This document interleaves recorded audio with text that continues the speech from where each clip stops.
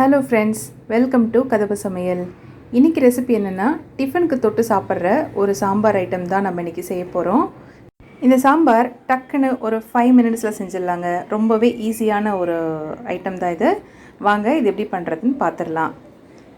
இப்போ இந்த சாம்பார் பண்ணுறதுக்கு நான் வந்து ஒரு குக்கர் எடுத்துக்கிட்டேன். இந்த குக்கரில் இந்த 1 கப் அளவுக்கு பாசிப்பருப்பு. இந்த பாசிப்பருப்பை நான் ஏற்கனவே வறுத்து வச்சுருக்கேன், அதை போட்டிருக்கேன். அதோட 2 டேபிள் ஸ்பூன் துவரம்பருப்பு அதையும் சேர்த்துக்கலாம். துவரம்பருப்பு ஏன் சேர்க்குறோன்னா, பாசிப்பருப்பு கொஞ்சம் வழவழன்னு இருக்கும். அது இல்லாமல் இருக்கிறதுக்காக துவரம்பருப்பு கொஞ்சம் சேர்த்துக்கிறோம். அதை கழுவி எடுத்துக்கலாம். கழுவி எடுத்ததுக்கப்புறம் அதில் 2 பெரிய வெங்காயம் ரஃப்பாக கட் பண்ணி ஆட் பண்ணியிருக்கேன்.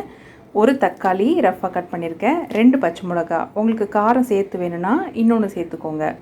5லேருந்து 6 போல் பூண்டு பல், கொஞ்சமாக சோம்பு. இதை போட்டுட்டு இந்த சாம்பாருக்கு தேவையான அளவுக்கு உப்பு இதெல்லாம் போட்டதுக்கப்புறம் நம்ம போட்டிருக்க வெங்காயம், தக்காளி, பருப்பு இதெல்லாம் கரெக்டாக மூழ்கிற அளவுக்கு தண்ணி ஊற்றிக்கோங்க. தண்ணி ஊற்றிட்டு இதை மூடி குக்கர் விசில் விடலாம். 2லேருந்து 3 விசில் போல் விட்டு நிறுத்திக்கலாம். ஏன்னா பாசிப்பருப்பு ரொம்ப சீக்கிரமாகவே வெந்துடும்.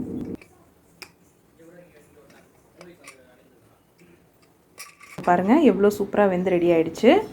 குக்கர் நல்லா விசில் அடங்கினதுக்கப்புறம் தான் ஓப்பன் பண்ணணுங்க. இப்போ எல்லாமே ரெடி ஆகிடுச்சு. இதில் நான் கொஞ்சமாக மஞ்சள்தூள் போட்டு கிண்டிக்கிறேன். கிண்டி இதை வந்து வேறு ஒரு பவுலில் மாற்றிக்கலாம்.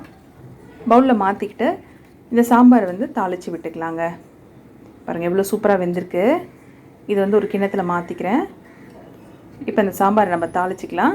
தாளிக்கிறதுக்கு ஒரு தாளிக்கிற கரண்டி வச்சுருக்கேன்.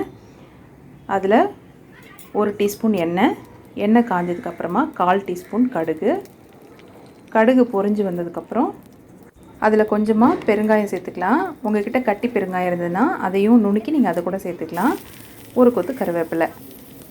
இது எல்லாத்தையும் போட்டு நல்லா தாளித்து இந்த சாம்பாரில் கலந்திங்கன்னா நம்மளோட டிஃபன் சாம்பார் ரெடி.